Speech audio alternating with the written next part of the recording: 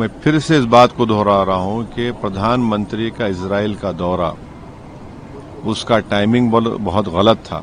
ये हमको लगता है कि नरेंद्र मोदी की सरकार को ये स्टॉक टेकिंग करना पड़ेगा। ज्यादा तो हमको तकलीफ हो रही है, क्यों भारत वो रोल क्यों अदा नहीं कर सका जो तारीखी तौर पर हम अदा करते आए हैं।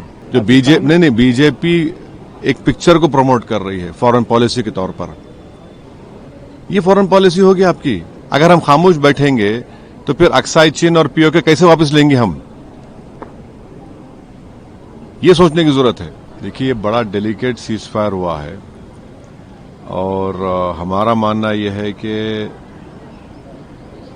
हालिया सालों में एक तो रशिया यूक्रेन का क्राइसिस हुआ, फिर इजराइल ने 7 अक्टूबर के बाद जेनोसाइड गाजा में किया, तीसरा ये इजराइल और यूएस ने मिलकर ईरान पर हमला किया। इन तीनों को आप देखेंगे तो भारत एक ग्लोबल साउथ की एक बहुत बड़ी आवाज है और भारत हमेशा सबसे ताल्लुकात अच्छे रखकर भी जहां पर अमन की बात आती थी वो एक तारीखी रोल हमने अदा करते आए हैं।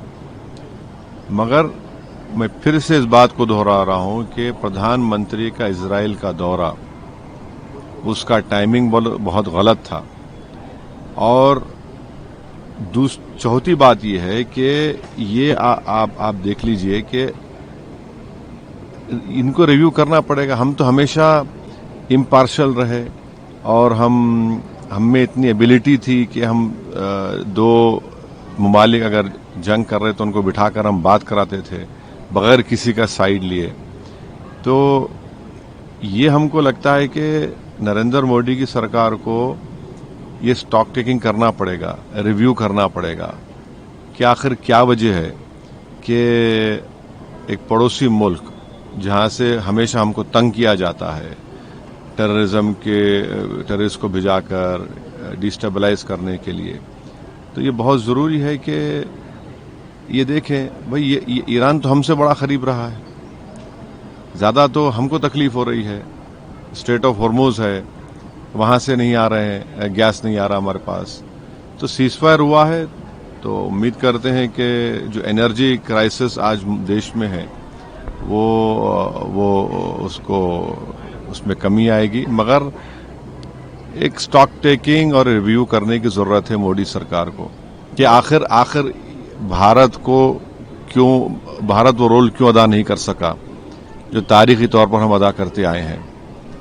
और प्रधानमंत्री क्यों गए इजराइल को, और जबकि नेतन्याहू को भारत आना था, वहां पर प्रधानमंत्री जाकर जो मैसेज गया है कि हम उनके साथ खड़े हैं। फिर बाद में हमला हुआ, उसके 5 दिन के बाद हम लोग कंडोलेंस दिए।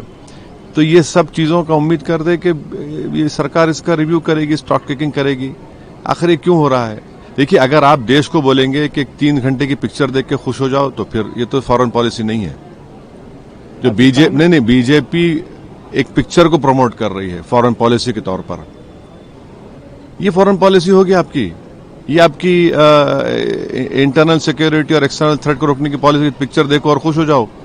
तो ये नहीं कर रहा है उसकी बात कर रहे हैं या बीजेपी? नहीं, अब अक्लमंद को इशारा काफी है। मैं ये कह रहा हूं कि ये रोल भारत को अदा करना चाहिए था और अब वक्त आ चुका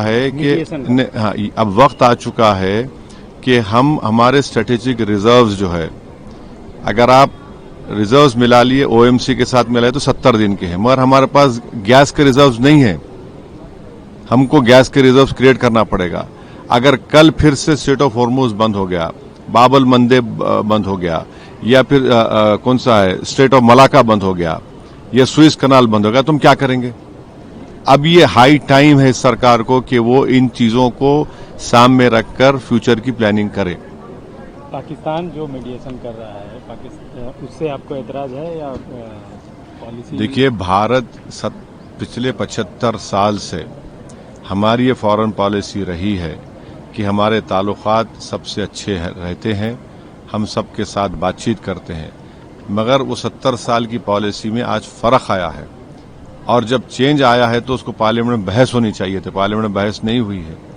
हम दुनिया के सामने ये दिख रहा है कि हम इजराइल के साथ खड़े हैं। एक एग्रेसर है इजराइल ईरान के ऊपर, और ये हमको समझना है कि जिस तरीके से ईरान ने विथस्टूड किया यूएस और इजराइल को, ये तो एक साइन है कि हमको भी खड़े होना चाहिए इनके सो कॉल्ड हरकतों को। अगर ऑपरेशन सिंदूर हुआ, क्यों हमने अलाउ किया उस शख्स को ऐलान करने का, अनाउंस करने का? क्यों हमने कबूल किया 2019 में कि आप ईरान से, वेनेजुएला से ऑयल मत खरीदिए?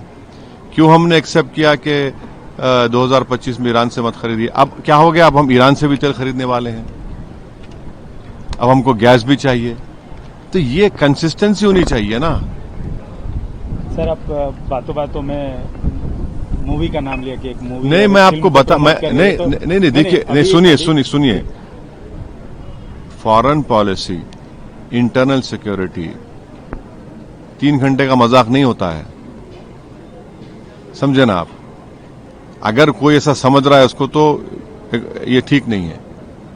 ये रोल जो हमारा पड़ोसी मुल्क, जो एक फेल्ड स्टेट है, ये रोल हमको अदा करना चाहिए था। ठीक है, सीज फायर हुआ, अब मासूम लोगों की मौतें कम होंगी, मगर अभी भी वक्त है।